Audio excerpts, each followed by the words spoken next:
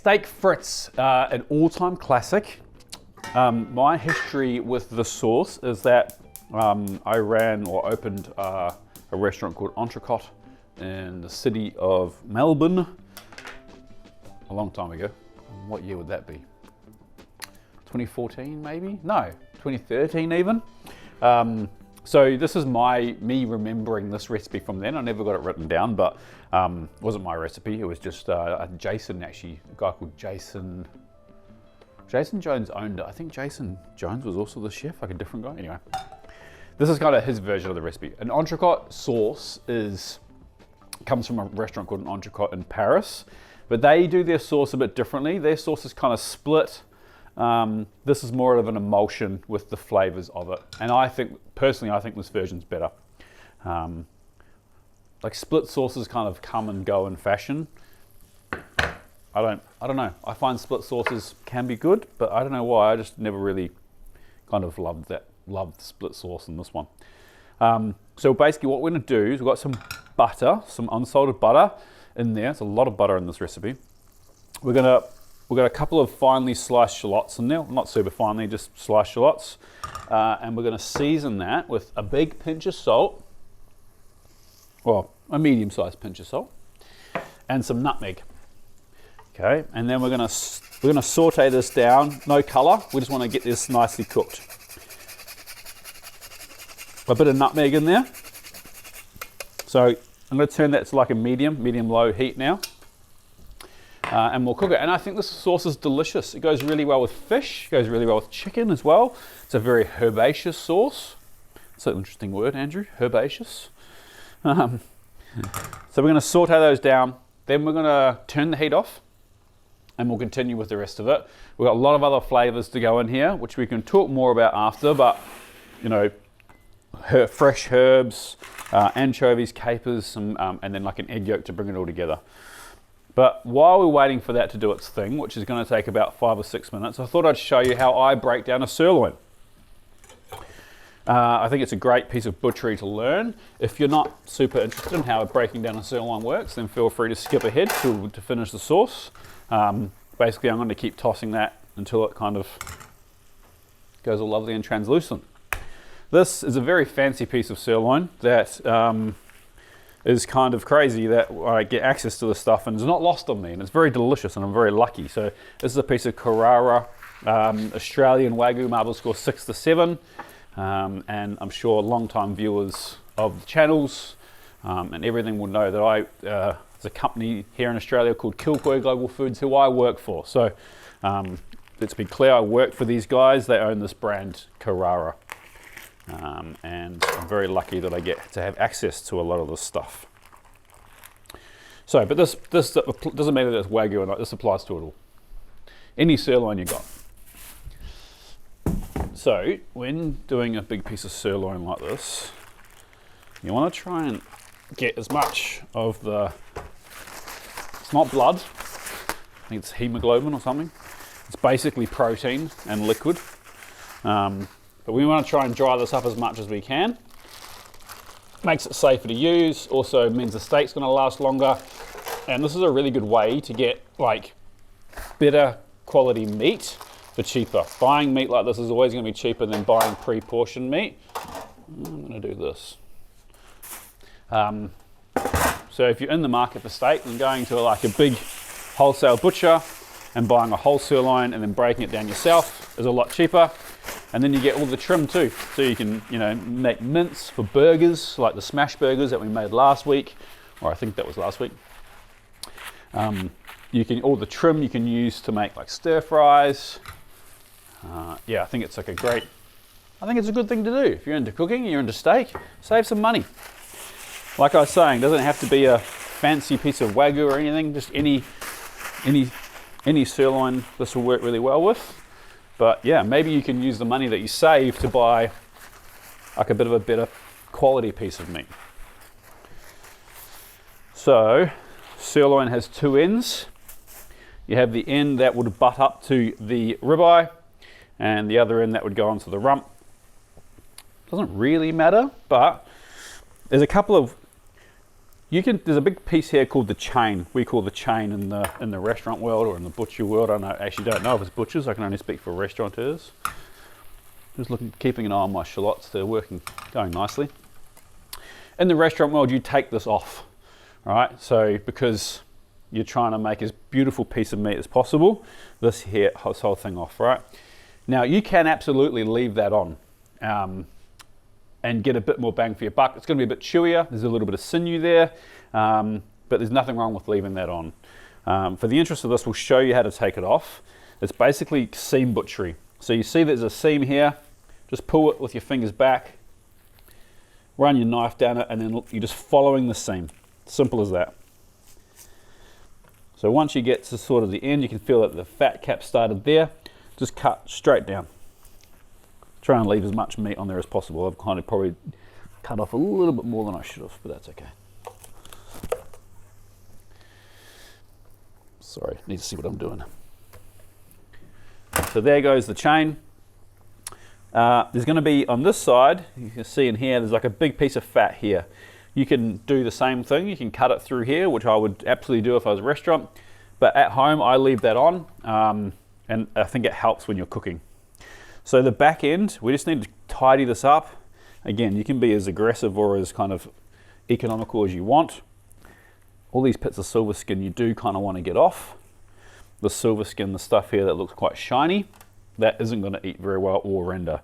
All this stuff here, these are all big fat deposits, they will render out no problem. But the silver skin you do need to get off. There's often a lot here where the chain was. You can see here, this is all silver skin. Really need to make sure that you get that off, or it's just going to affect the eating experience of the steak. So run your knife underneath the silver skin and then along and get all that off. You can absolutely mince that if you want to. What I tend to do is like go through all that pile of trim, and I still pull all the silver skin out, and I give all that silver skin to my dog, and then I'll mince the rest of it. If you're only making a little bit and you're like, I can't really be bothered getting the mincer out just for this much, you can mince stuff by hand, no problem at all. But that's pretty much it. Now, if this had a really big fat cap on it, you could trim it down now, or I usually just wait until you're portioning it. So what I'm going to do here is my shallots are feeling pretty good. Now that they're clean, I'm going to turn the heat off, and I'm going to add the rest of the butter. Okay. All we're doing is melting that butter and cooling everything down. So we want, at the end, we want melted butter, but we want it at room temperature-ish. And I'll explain more why later. So now we can portion our steaks. Again, in the restaurant world, I'd take a nice clean face off so that you had perfect steaks. At home, I'm not bothering doing that. I'm just gonna leave that face there and cut that off. So this is the ribeye end. So you're gonna have this piece up here with like what we'll call the hen's. Look at that, that's insane. A really nice steak. And what I mean by facing it, you can see on this one here, it's thicker at the bottom than it is at the top. So if you faced it and you got it clear and like a, like if you're doing woodwork and you plane something, you get a much straighter cut. But I'd rather save the meat and do it that way.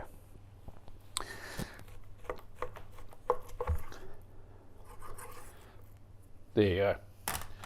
I like cutting quite thick steaks. I think you get a better cuisson, so you get a better temperature or cook out of when you're cooking thicker steaks. And if you're like, I don't want to eat a steak that big, fully understand. I do want to eat a steak that big, but probably shouldn't eat a steak that big. I'll cook a steak that big for me and Caitlin to share, no problem. Okay, we only actually need to cook one steak. So I'm gonna cut this. Let's cook this guy actually. Oh, hasn't got the best fat cap on that one. Let's cook this one.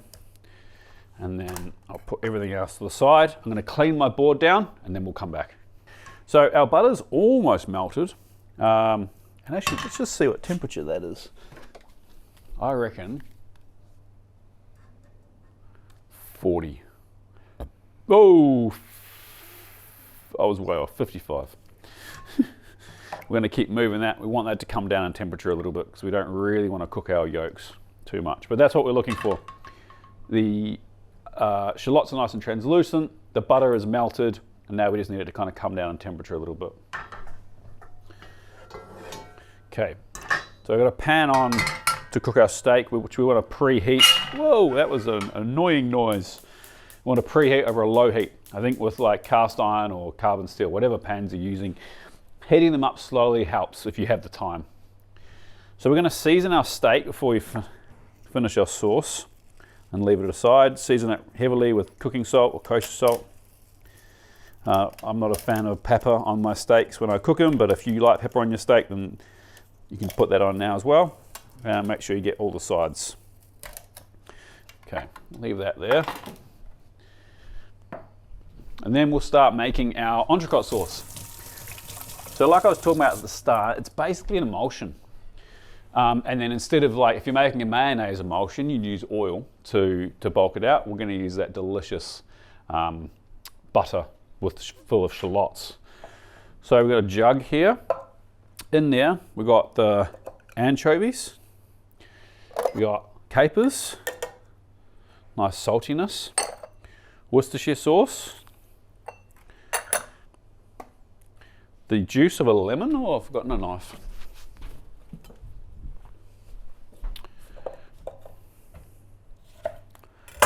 Juice of a lemon.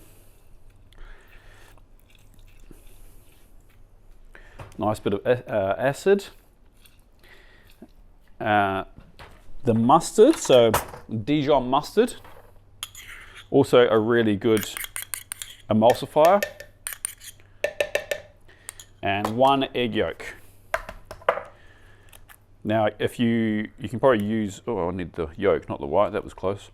You could use pasteurized egg yolk if you didn't want to use a raw one. No problem at all. Then herbs, sage, like 6 leaves. Those are quite big leaves actually, probably definitely 6 leaves of that size. Sage is a really delicious herb, but it's very strong and can taste soapy. Tarragon. Tarragon's one of my favorite herbs of all time. And parsley. Now, in my recipe on the website and below and everything, I prefer to use flat leaf parsley. However, we didn't have any today, so we're using like old school curly parsley or butcher's parsley, whatever you call it. So for this emulsion, we're just going to give this a mix.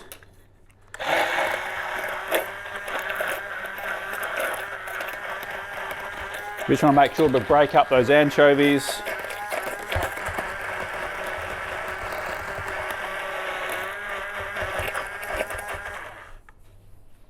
And now we can start adding in our butter and shallots.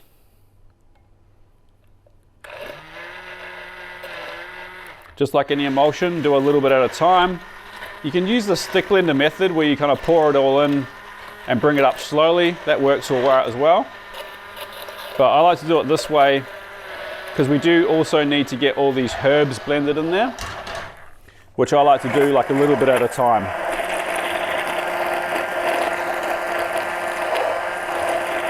So we take our washed herbs and we start putting those in and blending those through. So there goes the sage. Now we're going to get most of this tarragon in. And then we'll do the parsley, and then we can continue adding our shallots. Now, if you don't have one of these blenders, you have like a normal blender, you can use one of those to do this as well.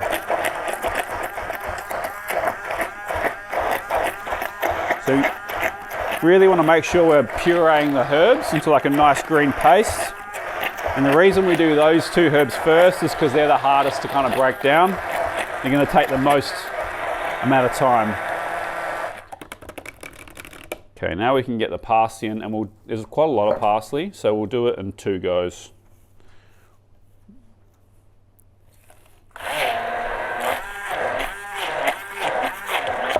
If it starts getting too thick, you can just add a little bit of room temperature water to thin it out. Which mine is already. And like a lot of stuff when cooking, you can always take it out. You can always put more in, you can't take it out, is what I should say. So don't put heaps in and then wonder why it's super thin.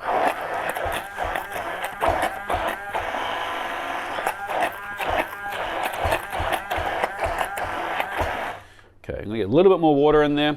And then we'll add the rest of our parsley before we finish it with our shallots and the last remaining part of our butter.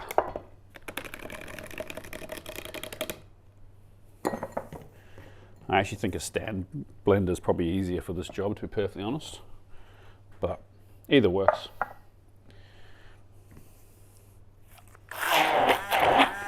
I'm getting this lovely like pastel green colour, which I love.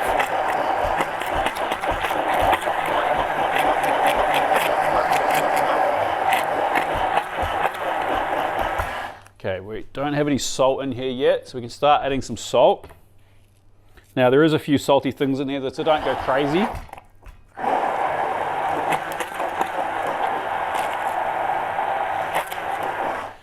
And now we can add the rest of our butter and our shallots. Because our emulsion's pretty well formed, you can pretty much dump this all in here now, and you should be all right. If it splits, we know why. If you do it like this, just bring it up slowly, and that way it is still incorporating it slowly. I'm going to add a little bit more water too.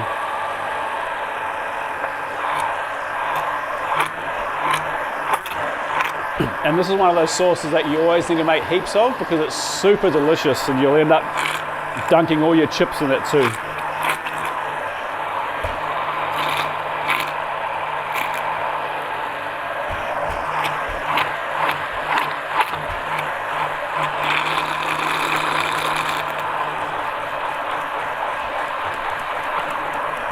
Okay, I'm gonna have a little wipe down. Let's have a little taste. I think I've pretty much nailed that. Small pinch of salt, mainly because it's just a chef thing to do, and it doesn't matter what that tasted like, I'd probably still put a pinch of salt in there.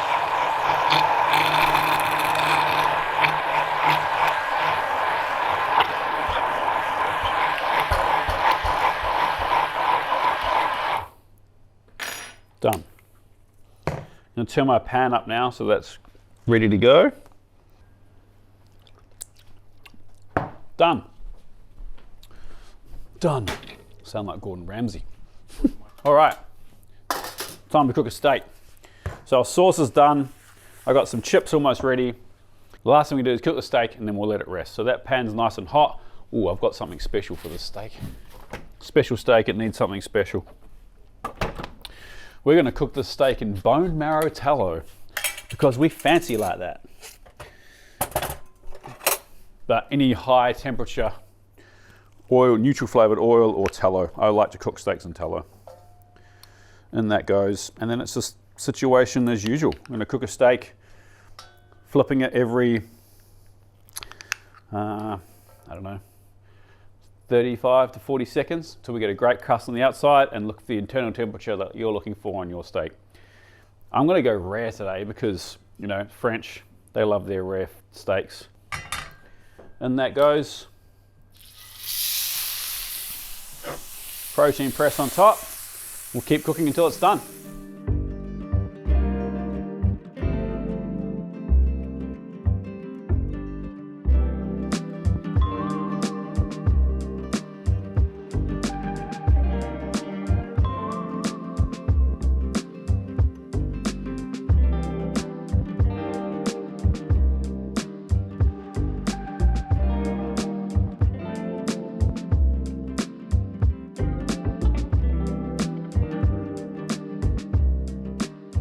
All right, the steak is nicely rested and we've got some chippies ready to go. I'm just gonna carve this. Oh, it's very tender.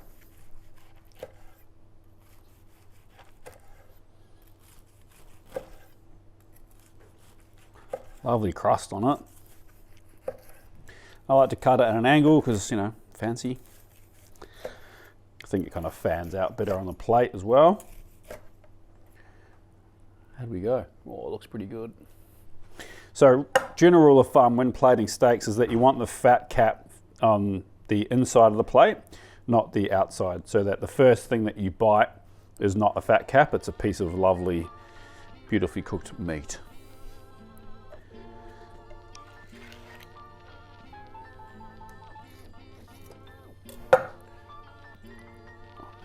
Nice.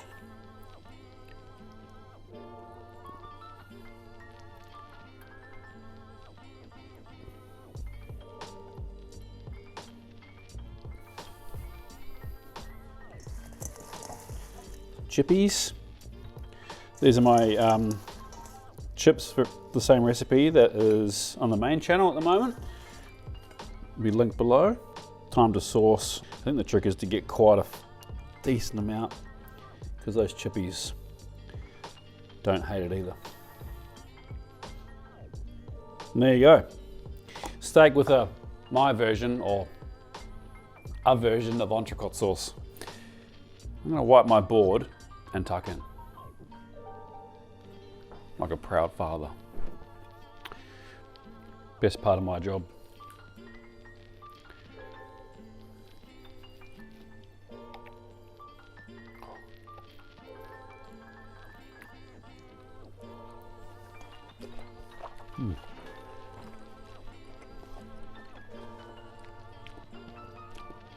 Delicious.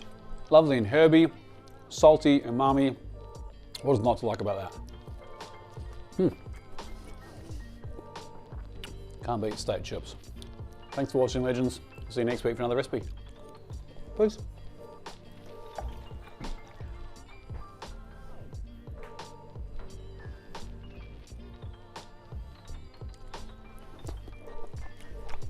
Yum.